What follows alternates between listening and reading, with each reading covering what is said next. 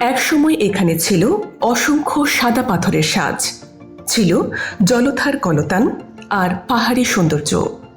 কিন্তু এখন জায়গাটি যেন এক মরুভূমি। পাথর তুলে নেওয়া হয়েছে আর তার জায়গায় তৈরি হয়েছে বিশাল গর্ত আর বালুর স্তূপ। পাথর তোলার পর এখানে সৌন্দর্য ফিরবে কবে?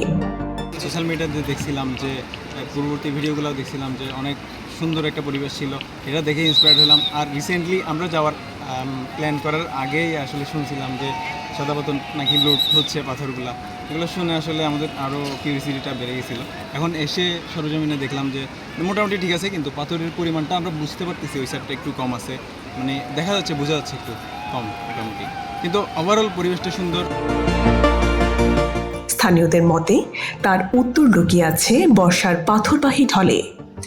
প্রতি বছর বর্ষার পাহাড়ি ঢল এসে নতুন পাথর নিয়ে আসে, কিন্তু সেই ঢল না এলে এই শূন্যতা ভরবে না। অর্থাৎ পরিপূর্ণতা পেতে হলে অপেক্ষা করতে হবে আগামী পাথরবাহী ঢল পর্যন্ত।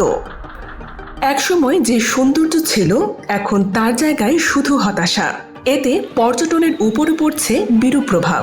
বিশেষজ্ঞরা বলছেন, সাদা পাথরের প্রাকৃতিক সৌন্দর্য রক্ষা করতে হলে এখনই নিতে হবে কার্যকর পদক্ষেপ। না হলে হয়তো আগামী প্রজন্মকে শুধু ছবিতে দেখতে হবে এর সৌন্দর্য। সব সংবাদ পেতে সাবস্ক্রাইব করুন BGN TV 24-এ। সংবাদ যেখানে, বিশ্বস্ততা সেখানে।